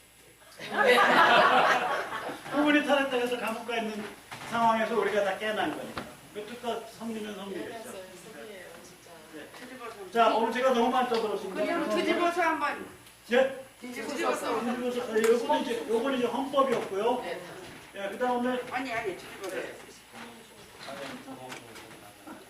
예, 뒤집으면 이렇게 해서 어떤 분은 이거 경기고등학교 대선배님들이 어저께 종로 동대문에서 한 20분이 차고서 왔다 갔다 하셨고 어떤 분은 너무 좋아갖고 석천호수에서 이거 3시간 걸으셨다는데. 석천호수 가보니까 우리가 이렇게 시계 반대 방향으로 도는데 그분은 시계 방향으로 이렇게 돌고 계시니까 지나가는 사람들이 다 봐서 시작해요. 그 다음에 어떤 분은 3호선, 3호선이요. 3호선 전철역에서 홍제에서부터 양재를 하루에 3번을 왔다 갔다 하셨어요. 너무 좋으셔갖고. 그러니까 한 3시간 반 타신 거죠. 서너 시간 타신 건데, 그러면서 자기가 몇 명한테 노출된다를 카운팅해 보니까 3,200명 정도한테 노출된 것 같더라고요. 그래서 이걸 로컬에서 그냥 차고 돌아다니세요. 그럼 뭐 일하실 때는 쇼핑백에다 말아서 넣어버리시고. 너무 잘하셨어요. 그래서 이거요, 죄송합니다. 이거 뭐야, 10,000원 하시면은 이 2세트 보내드리는데, 그렇게 하지 마시고, 저희가 이거, 왜 그러냐면, 물류비 때문에 그래요. 2,500원이거든요. 그러니까, 예를 들어서 20개 주문하면 2,500원씩 계산해서 5만원 플러스 물류비 한 5,000원에서 55,000원을 그냥 보내드립니다. 훨씬 싸요. 그러니까 개인 장비 구축하시는데 2,500원, 2,600원 쓰시면 된다고 생각하시면 돼요. 2,700원. 물류비까지 포함해서. 그럼 이게 하자 없는 거예요. 맞아요. 경찰이 단속해주면 너무 좋지. 연락 주세요. 왜냐면 이제는 아주 그냥 같은 유형의 사건이잖아요. 똑같은 유형의 문제잖아요. 그러니까 그러면 어깨 걸고 그냥 나가는 거예요. 여기 보시면은 뒤에 여기 뒤에 보시면은 잠깐만요. 이건 사진 부재자가 아니라면 하죠. 예예예. 부재자가 아니라 부재자 이게 이래서 이거 우리는 선거일에 투표 안 해. 아니 뒤에 선거자 협약회가 아니잖아요. 부재자 아니면 부재자만 사진 하고 원래 법 취지가 그거니까 이것도 똑같아요. 선거법 걸릴까봐 정치인 정당 이름이 하나도 없잖아요. 연락처 적어주세요. 연락처 밑에 있어요. 있어요. 밑에 있어요. 사진 하나 찍으세요. 여기 두고 갈게요. 이거 샘플로 갖고 온 거예요. 그럼 그 샘플을 제가 다시 가지고 샘플 값만 한 돈만 원 주세요. 가위바위보에서 날아가세요. 저기 김호선 제가 예. 질문이 한 2가지가 있어요. 예예. 아까 그 전자대표 네. 대표 참관이 예예. 말씀하세요. 아니 후보자가 예, 예. 이거를 중단하고 수기표로 요구를 해야 되는 첫번에 그렇게 이야기를 하셨는데 제가 그 책을 뭡니까 양성현 씨 책 보고 봤더니 거기서도 역시 후보자가 대표 중단을 전자대표 중단을 요구를 할 수 있다고 돼 있거든요. 예, 그래서 예. 제가 법을 다 검토해봤습니다. 예, 예. 짧은 내용으로는 여기 181조 8항에는 사실상 중단할 수 없게 됐죠. 그러니까 이상이 있다고 판단될 때, 그 청관인이 할 때 그 이의를 제기를 한다는 청관위에서 판단을 해가지고 이상이 있다고 인정이 될 때 수도보고 이제 스톱해한다. 하게 돼 있거든요. 이거는 사실상 하지 말라는 허재 얘기지. 하지 말라는 얘기. 그 이의 제기를 못하게 돼 있어요. 그리고 이의 제기를 했을 때 소란이 일어나면 또 잡아가게 돼 있거든요. 그래서 그거에 대해서 여기 다 힘의 게임이거든요. 예. 그러니까 100% 힘이에요, 정치는. 그래서 이거는 그 미래통합당까지 포함해서 정당들이 움직여줘야 돼요. 정당 차원. 예. 맞아요. 예. 예, 이거는 그래서 이거는 사실상 힘의 게임. 사실상 이거는 그 합법적으로 도저히 안 되고 제 지론이란 말이에요. 이거는 물리적으로 이건 중단시켜야 된다. 그리고 우리가 그 수개표로 해야 된다. 제 생각입니다. 그리고 또 한 가지 질문은 뭐냐면은 지금 제1야당이라고 하는 미래통합당이 됐죠 지금. 예, 예. 이 당 그 정체성이랄까 정말 이상한 행보. 그 예를 들어 김미영 또 VOM 예, TV 같은 거 들어보면은 예. 거기에는 주사파가 들어가 있고 조선일보, 동아일보라고 하는 내가 그 책임제 그 세력들이 들어가서 그러니까 탄핵돼서 그랬다는 얘기인데 그게 과연 그렇게 세고 이렇게 엄청난 결과를 가지고 있었는지 저는 제가 잘 납득이 안 돼서 그거에 대해서 어떻게 알고 계신지 저기 조선중앙을 제가 얘기를 하는 거고요. 이게 지금 녹화 중이죠. 아니 녹화 중일 것 같아서. 예, 녹화 중이에요. 그래서 제가 이제 말씀을 좀 조심해서 할게요. 왜냐하면 저희 이제 유튜브에서 하는 정도 수위까지만 말씀을 드릴게요. 사적인 수위는 안 넘기고. 제 경험으로 보면 이렇습니다. 그러니까 만약에요, 이제 가정을 해보죠. 이 바닥에 하루살이가 아닌,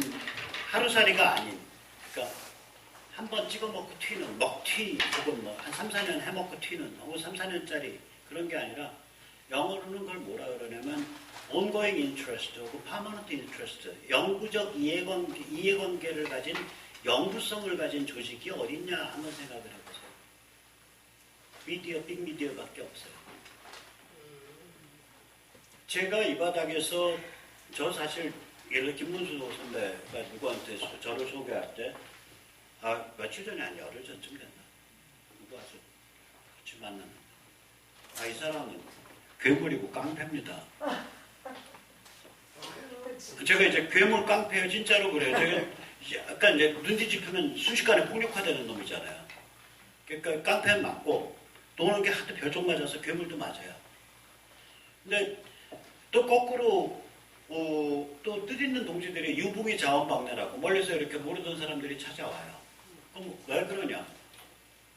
제가 이 바닥에서 거의 유일하게 이 영구적 조직을 추진하고 있는 놈이거든요. 그리고 그걸 추진할 만큼 뒷심이 있는 놈이에요. 그러니까 저희 회원분들이 돈을 많이 모아주셔서 이선본이요, 자유본이요, 제 고유 조직, 공무원선거 전단 말고 거기에서 돈을 좀 모아주셔서 제가 제 생활비는 못 가져가지만 제 생활비는 제가 백모 프로덕션에서 보니까 세탁실에서 요새 이게 직원을 한 8명, 4명 정도 5대 보험, 그러니까 퇴직보험까지 주고 이제 중소기업 월급 주고 돌릴 정도 기본이 나와요. 그래서 이제 그러면 저희 조직 같으면 이게 연구성을 좀 갖기 시작했다고요. 제가 이 말씀 왜 드리냐면요. 이 바닥에서 그런 연구성을 가진 데는 빅미디어밖에 없어요. 그래서 생각하시는 것보다 조중의 힘이 무지하게 큽니다. 무지하게 큽니다. 생각하시는 것보다. 그러니까 판단 기준이 거기에 꼽혀 있는 거예요. 그리고 연구성을 가졌다는 건 뭐예요? 자, 오늘 내가 쟤한테 당했어. 살생부에 놓고서 10년, 20년 가다가 순식간에 칼질하는 거예요. 무슨 말씀인지 아시겠죠? 그런 성향이 있다고요, 이게. 그런 파워가 있죠. 그 기억의 연구성이라고요. 그 다음에 행동 역량의 연구성이에요. 자, 그럼 거꾸로 우리가 만약에 조직이 선거구별로 전국적으로 5만 명이면 선거구별 200명이에요. 평균. 200명, 300명의 조직이 있고 전체가 네트워킹돼 있고 선거구별 조직도 영구적으로 돌아가기 시작한다. 그러면 조중은 정치하는 사람들은 조중 말을 듣는 게 아니라 저희 말을 들어요. 맞아. 그래서 조직이 중요해요, 진짜. 무슨 말씀인지 아십니까? 네. 저희 말을 듣습니다. 그러니까 이때까지 광화문에서 집 모이는 거는 물론 중요해요. 중요해요. 그거 무의미하다는 얘기 아닌데 거기서 모이는 것만큼 로컬에서 독립적 개인들이 계속 단련돼가는 그런 네트워크가 있어야 돼요. 로컬에서 소그룹으로. 잠깐만요. 조금만 더. 그러면 얘들 조중이 이끌고 그 밑에 김무성, 유승민 있고 그 앞잡이 가오마담으로 황교안이 튀어나와 있고 저는 이제 김미영 대표랑은 조금 다른데 그 민혁당 쪽 김미영 대표가 이제 민혁당 김영환 라인을 많이 얘기를 할 거예요. 근데 저는 그 사람들 별로 안 좋아해요.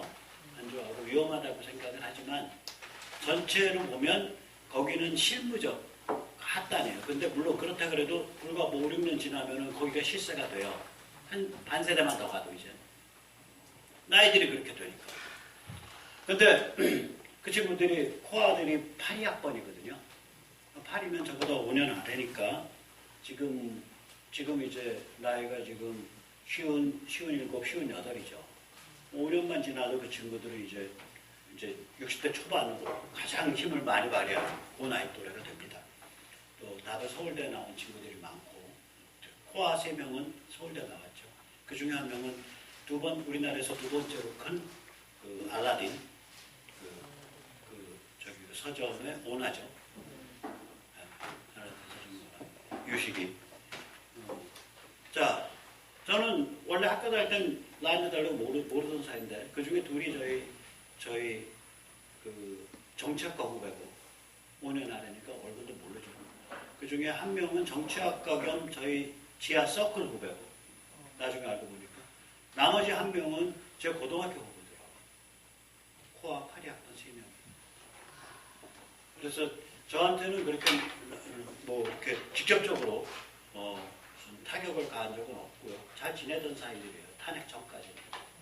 탄핵 이후에 상황 보고 판단을 보니까 아닌 것 같아서 지금은 제가 거의 반공개적으로 비판을 하죠.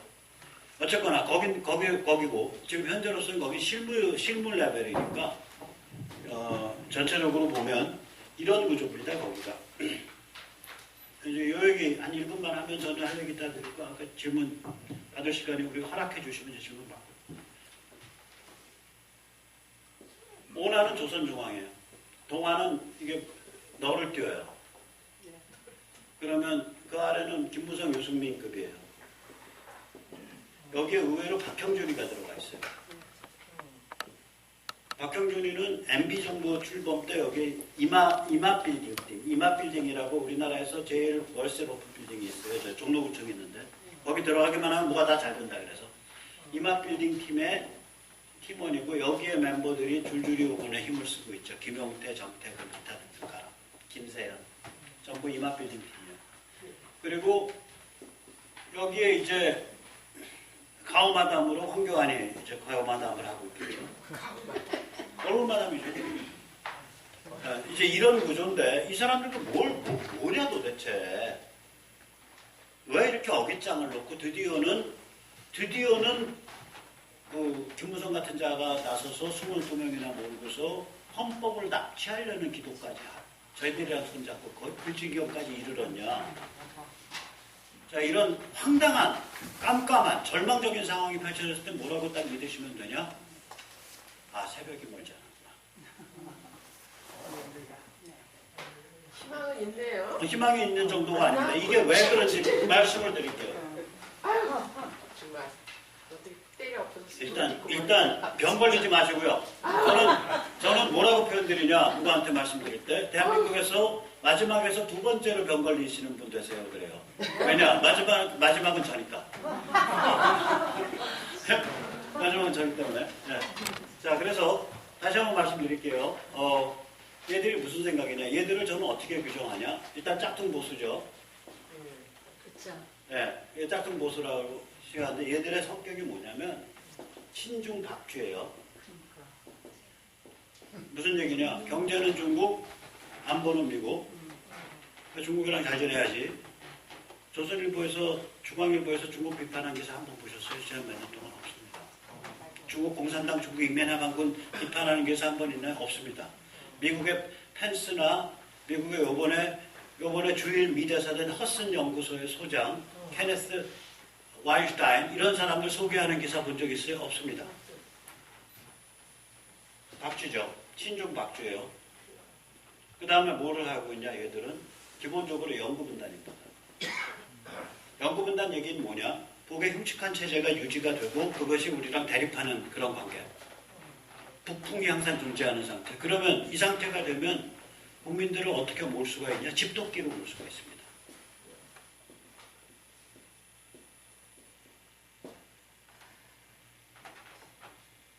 (1980년대) 중반 신군부 때까지 특히 전두환 때까지만 해도 6.25 이후에 빈곤을 극복하고 산업화를 이루고 그러면서 나라를 트랙에 올려놓는 것까지의 정신이 없었어요. 그렇죠? 그 이후에 노태우는 어리뻥뻥했고 그 이후부터 노태우 무렵 혹은 김영삼 무렵 지금부터 한 30여 년 동안 뭔 일이 벌어졌나만 가만히 보세요. 이 게임이에요. 이 게임. 영구분단 유지되면서 친중 박쥐하면서 특히 YS 때문에. 그럼 그때 YS의 문제도 있지만 그때 세계시장 미국이 중국을 키워줬거든. 90년대 초에.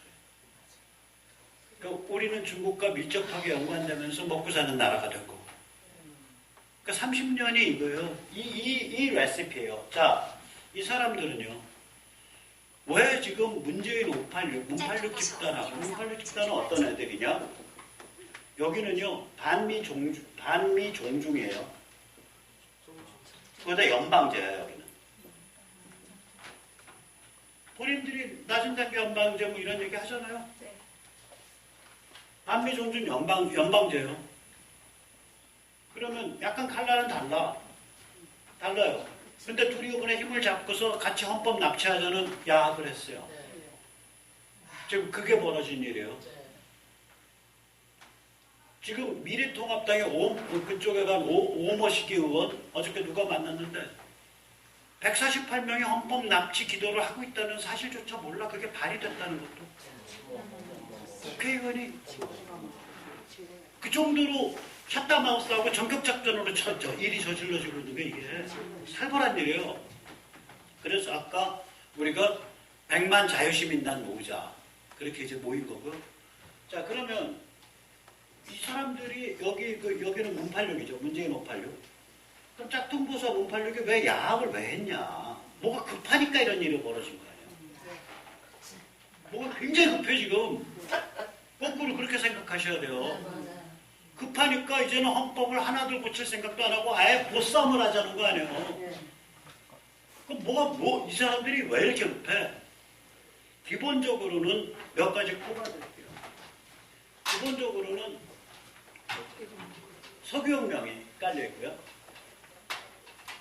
제가 다른 데서는 강의하면서 그 얘기 드리는데 나일론이 1930년대 말에 나옵니다.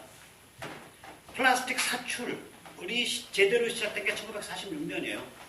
우리가 천덕꾸러기 취급하는 여기 어디 있는 페트병 이런 게 만들어지기 시작한 게 1976년입니다.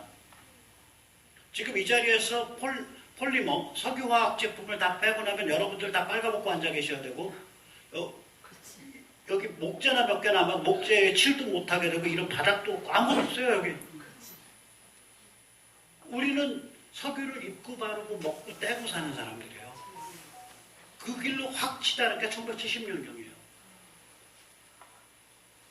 그러니까 2차 세계대전 후부터 치닫기 시작해서 그 길로 간 거예요. 석유가 절대적 자원입니다. 그냥 에너지일 뿐만이 아니라 여기서 모든 게 나온다. 그 쓰고 계신 마스크도 석유에서 나오고요. 쓰고 계신 마스크에 지금 그 안에 들어있는 핵심 필터, 뭐 KF94인지 KF80인지 그것도 다 석유에서 나오는 거고. 이제 다 그렇게 되어버렸다. 이 90% 이거 다 석유고요. 당연히. 폴리에틸렌일 거예요. 이거. 이제 다 석유가 된 거예요. 이런 상태에서 지난 50여 년 동안 그러면 이 석유판을 누가 지배했냐? 깡패들이 지배했어요. 그 전까지 지배한 건 세계 석유 깡패 질서입니다. 중동 이슬람과 새끼로 러시아가 붙은 거. 그래서 간떼이가 부어가지고 베네수엘라가 그 짓까지 저지른 거예요. 세계 석유 깡패 질서니까 자기가 이제 새끼 깡패 하겠다고 그 짓 하다가 지금 나라 망한 거예요. 무슨 말씀인지 아시겠죠? 그럼 이 세계 석유 깡패 질서가 세계 석유 안보 질서로 언제 바뀌었냐? 불과 4, 5년 전에 바뀐 거예요. 바뀌기 시작해서 이제 완성이 된 거죠. 이거는 무슨 의미를 지어냐? 러시아, 미국 손 많이 못 벗어나요. 서울로 정신 번쩍 차려야 돼요. 그러니까 미국이 한번 깽 뒤지니까 아이 뭐 한 해에 몇백억 달러 더 쓸게요. 이 소리 나오죠. 나토에. 중동 못 가불어요. 솔레이마니 중동에 패자인데 그걸 그냥 개 잡아주고도 꼼짝 못하죠. 그래놓고 미국이 모든 힘을 어디에다가 집중했냐? 미중 전쟁에 집중한 거예요.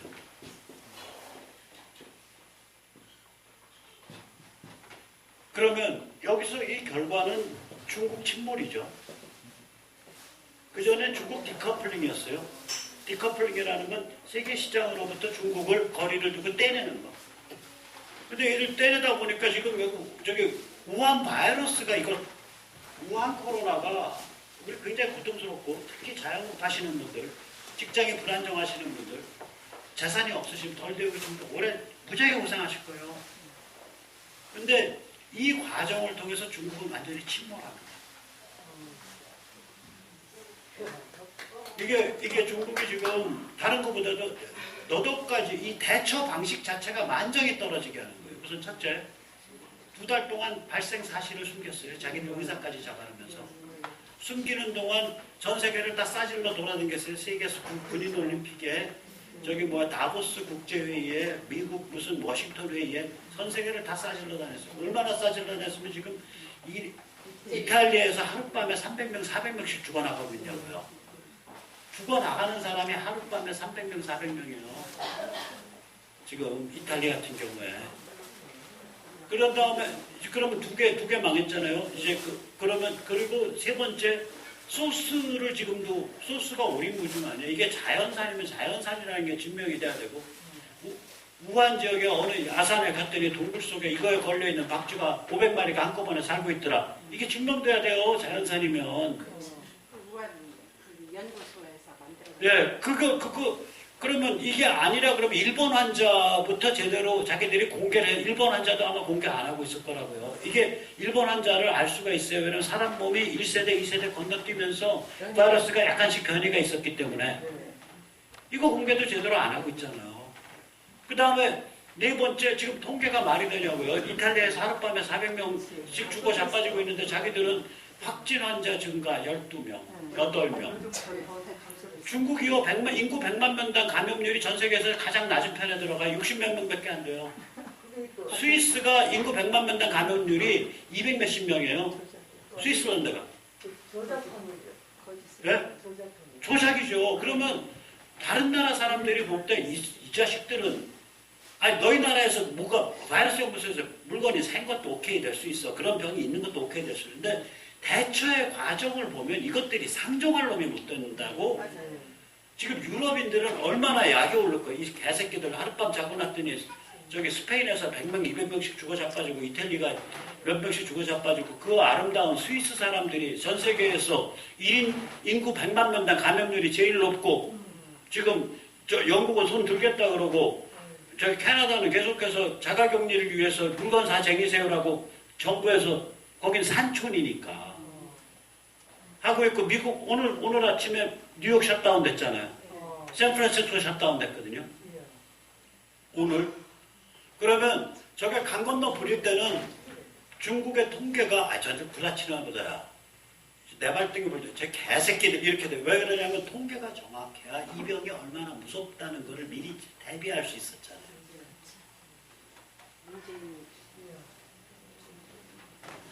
한국은 의사가 잘 돼 있고 의료 서비스가 좋아가지고 한국이 그 다음번으로 팍 치고 가려는데 여기는 통제가 되는 것처럼 보였잖아. 우리가 개고생을 한다고 해. 그래서 중국은 통계를 감춰서 통제가 되는 것처럼 보이고 한국은 우리가 개고생 국민들의 발분에 의해서 통제가 되고 있고 여긴 미국 지금 전부 학교 셧다운 했거든. 여기 학교 셧다운 걸고 이런 식으로 부모들 무지하게 고생하지만 계속 끌고 가면 여기는 치료제 나올 때까지 이 선에서 막아요. 한국은. 제가 오늘 여기 오면서 이걸 들고 오잖아요. 이걸. 그리고 제 저 멋있게 생긴 코트 안에 알코올병 들어있고요.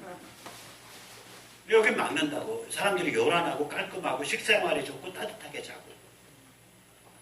이 선에서 컨트롤 돼요. 그러면 제가 다시 한번 말씀드릴게요. 자, 그러면 우한 코로나 때문에 중국 침몰이 굉장히 가속화되고 있는 거죠. 이런 상황을 쟤들이 모를까요? 안다고 저는 봅니다. 중국 침몰이 가속화된다는 얘기는 뭐냐?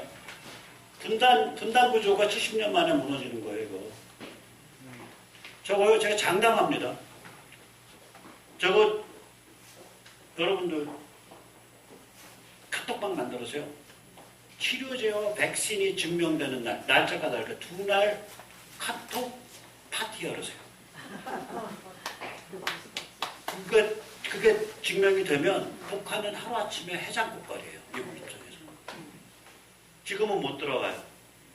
그때가 되면 들어간다고요. 저거. 완전히 중국 무력화돼 있죠. 북한 내부에는 역병이 참교하고 있죠. 그냥 들어가는 거죠. 저거는. 그래서 지금은 아무튼 이게 주식이더 오를까 부동산 가격이 위해될까 뭐 이런 거 신경 많이 쓰시면서 어떻게든 재산을 보호하려고 그러시고 절대로 백모 같은 자한테 헛돈 쓰셔서 보내지 마시고요. 한 푼이라도 아끼셔갖고 예? 견디셔야 돼요. 무슨 말씀인지 아시겠죠? 견디는 자가 이기는 거예요. 이럴 때는. 아니 그러니까 예. 중국이 저렇게 망해가는 걸 아는데 그러니까 왜 다 망하고 정치가들이라는 남들은 아니죠. 전에도 그렇게 이렇게 인생 살았으면 이거 다 망해서 저 분단 구조 무너져 중국 침몰해 그러면 친중 박쥐 안 돼. 영구 분단 안 돼. 앞으로 어떻게 살 거냐. 오케이. 앞으로도 대한민국은 우리 밥그릇 돼야 돼. 오케이. 그럼 헌법을 하이제킹하자. 이렇게 되는 거죠. 월이 얼마나 좋습니까? 존경스러워. 바로 이거예요. 네. 자, 저희 끝났어요. 예, 말씀하세요. 첫째는요. 예. 그냥 얘기해도 예. 그게 말씀하세요. 첫째는요. 앞으로 나가서. 앞으로 나갈 건 있다가 예.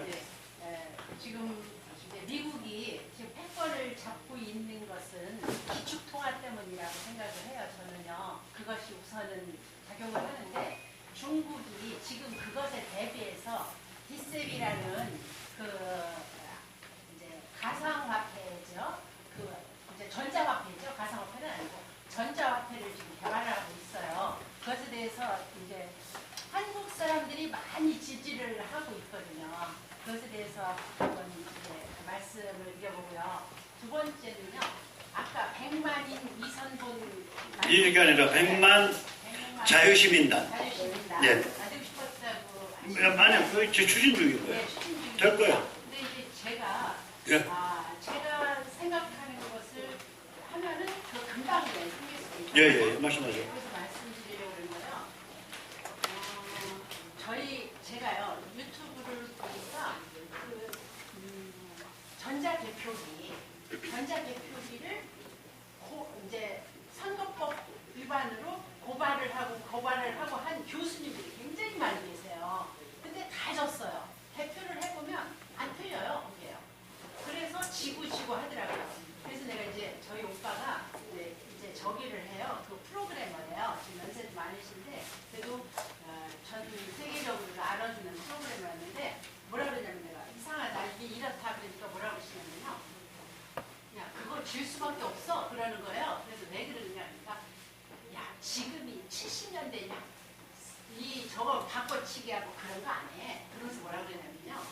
개표를 했다 이거예요. 개표를 하면은 그 다음에 온라인으로 그걸 보낸대요.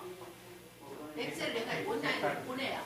그럼 거기에서 통계를 또 잡고 그 다음에 다음 단계를 또 보내면 거기서 잡고 그렇게 해서 계속해서 올라가는데 그때마다 바꾼다 이거예요. 예를 들어서 박근혜 대통령이 예, 이거 이제 그 두 가지 말씀이시죠? 아니죠. 제가 얘기하려고 예. 하는 다른 거예요. 그거부터 얘기를 하고 그다음에 할게요. 네.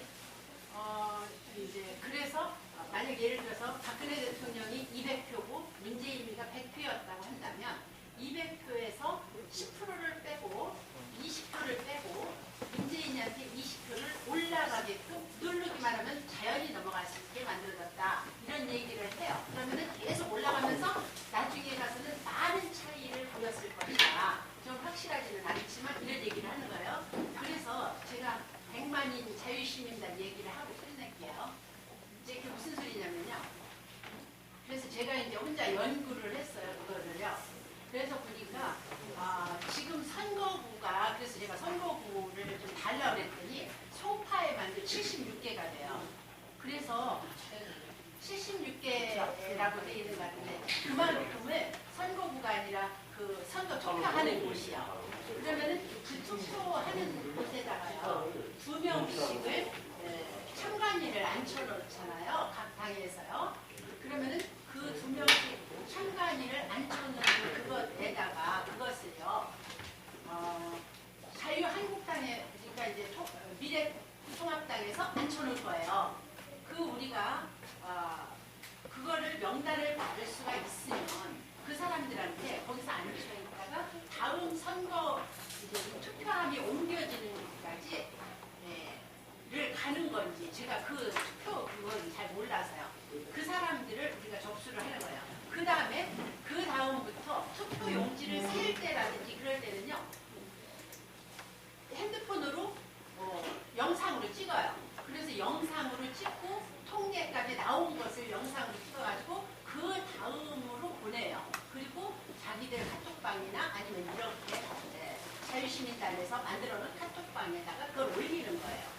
그러면은 통계가 이것과 우리 쪽에서 나가는 통계와 선거관리위원회에서 나가는 통계가 맞아야지만 된다라는 걸 얘기하는 거예요. 그러면은 처음에 여기만 해도 76개에 2명씩이면은 140몇 명이 돼요.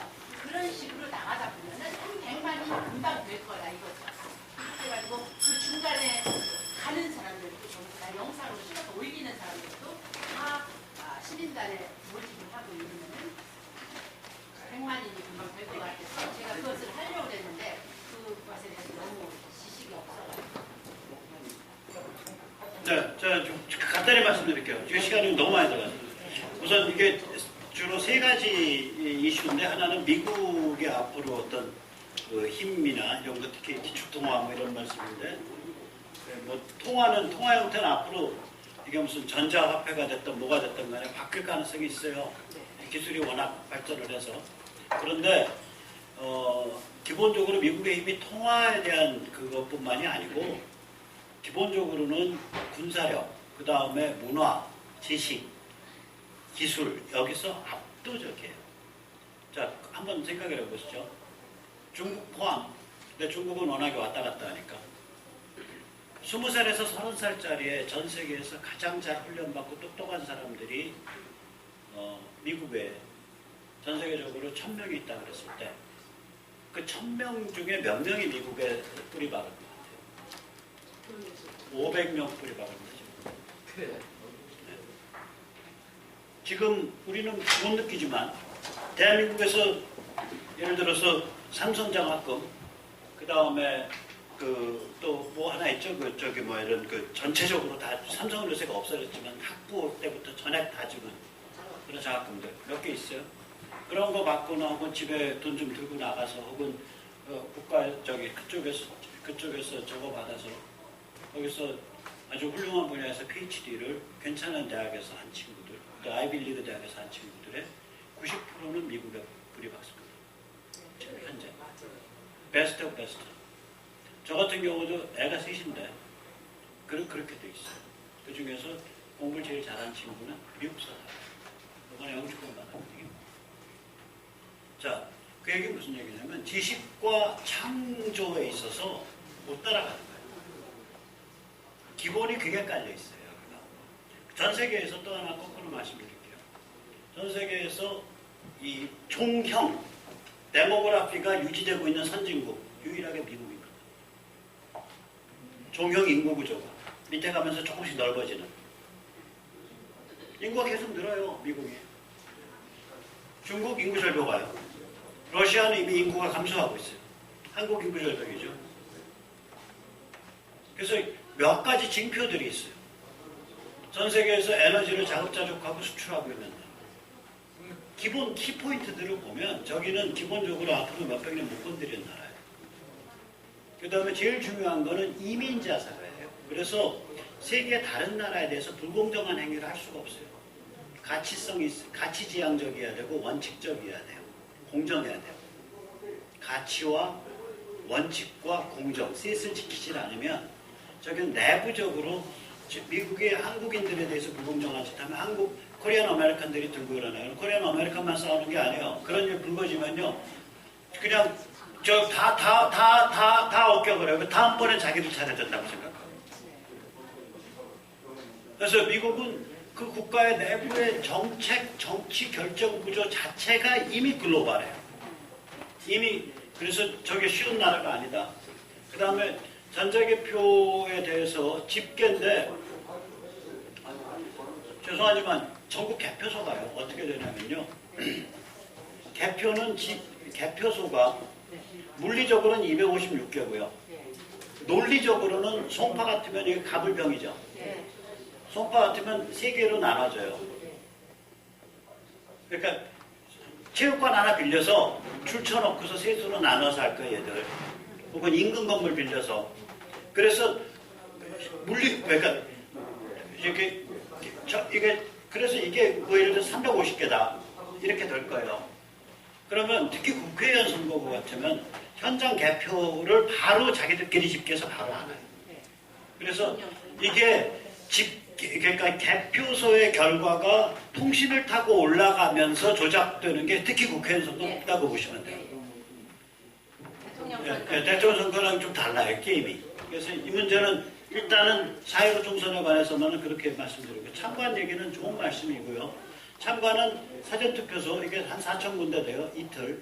오전 6시에서 오후 6시까지. 그 다음에 지방선관위 4박 5박 6일, 특히 야간에 많이 지켜줘야 되는데, 저보고 만약에 얘기하라 그러면 PM6에서부터 이길 AM9까지 특히. 야간, 이건 256개. 본투표소, 이건 만 몇 개. 아까 말씀하신 게 본투표소예요. 70몇 개라 그러면. 본투표소.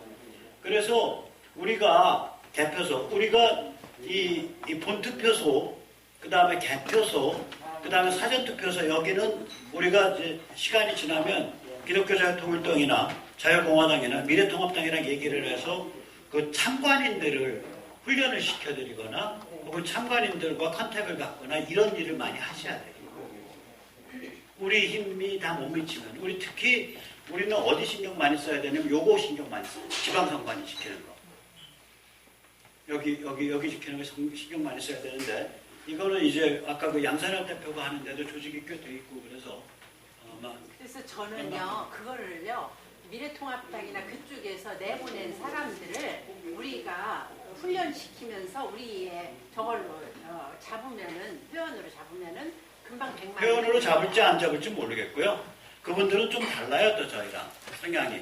그러니까 그건 이제 개인 관계고, 뭐 잡아주면 좋은 거고, 그게 문제가 아니라 당 차원에서 또 각 후보 차원에서 이런 이슈들을 이해를 하고, 자기들이 그 사람들은 돈을 주잖아요, 대부분은.